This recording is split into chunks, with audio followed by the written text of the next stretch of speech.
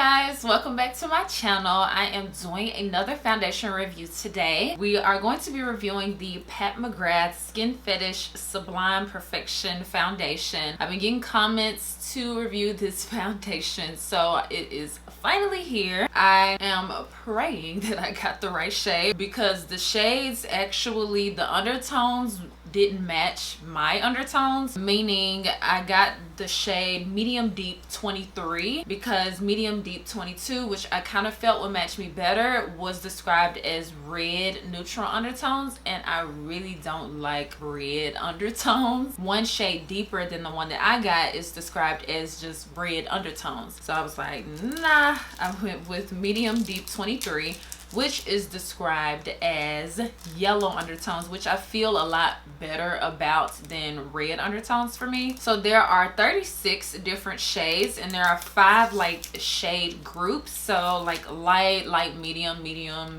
deep, those kind of things, and deep. This packaging that the foundation sits in is so cute. It's almost like you can keep this and store your foundation in there. Like, that is so cute. You know what? I just realized, like, why is this video dark to me? My light is not correct.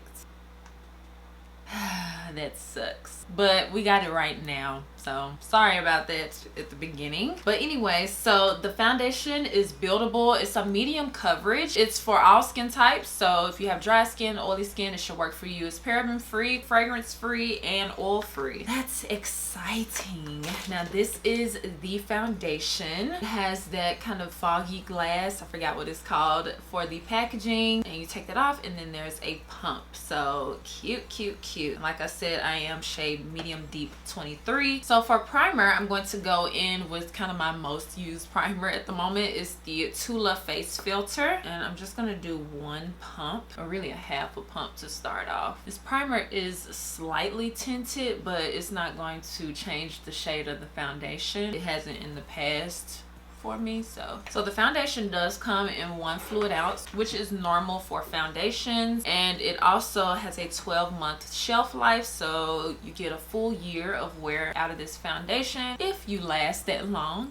I don't know if you guys can tell, but literally my brows are getting so much thicker since I've been using the brow products that I showed you guys on my Instagram, but I will be doing a update on that, so stay tuned for that. So I'm going to pump a bit on the back of my hand, and that is what the foundation looks like. It's very runny. I'm just gonna tap it. Oh, it's very watery. Like, it's super thin. I guess that's why it says medium coverage, because I doubt you'll be able to get full coverage with this foundation. The shade so far is okay. I do see the yellow tone to it. Isn't too bad. I would have preferred to get like more of a, I used to think that I had a yellow undertone, but now I kind of think I'm more so like a little bit yellow, mostly neutral. Maybe with my tan I'm getting more neutral, but I would have liked to have had a neutral foundation shade, but I didn't have that option for the shades that are in my like color group. But I definitely think once I apply like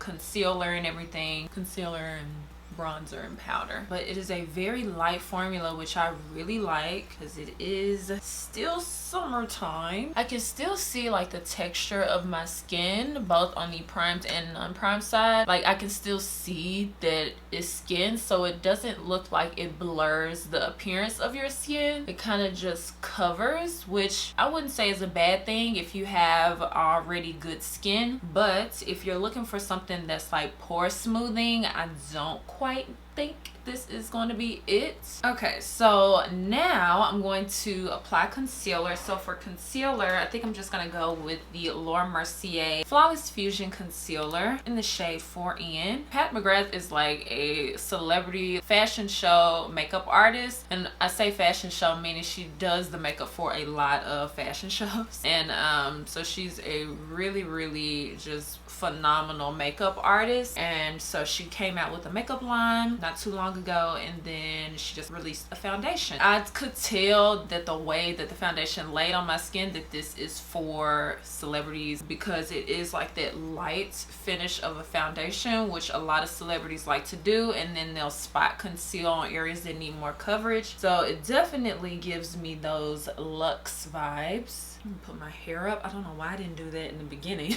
Kind of too late now, but anyway. So now I'm going to apply powder, and I'm just going to apply the Laura Mercier powder. Yeah, I really like the finish of it. It's very lightweight, doesn't feel heavy at all, and I like it that the coverage isn't heavy, so I still like, it still allows for my skin to breathe underneath. Okay, so I'm going to finish up the rest of my makeup, and I will be right back to show you guys the finished look. Hey guys, so it is 12:19 p.m. I was about to say a.m., but no, it's not midnight. 12:19 p.m. and I just finished the rest of my makeup. Of course, the foundation looks beautiful. I was not expecting anything less with this foundation. I am already starting to get creases in the foundation and my smile lines. I'm wondering if I need to apply less foundation in those areas or what, but I'm already creasing, so it can only go kind of worse from here. That sounds really bad, but you know what I mean. Like, it's not like it's going to get better because I'm going to be doing a lot more talking by the end of the day. But overall, I think the foundation is super pretty. The foundation looks really good. If anything, it looks a little bit more textury on the prime side. I'm not quite sure why. That's kind of weird, but it still looks smooth on both sides. I'm wondering if I just have extra texture right there, because I think in my last foundation review I thought it looked cakey over there, but yeah, I'm not sure.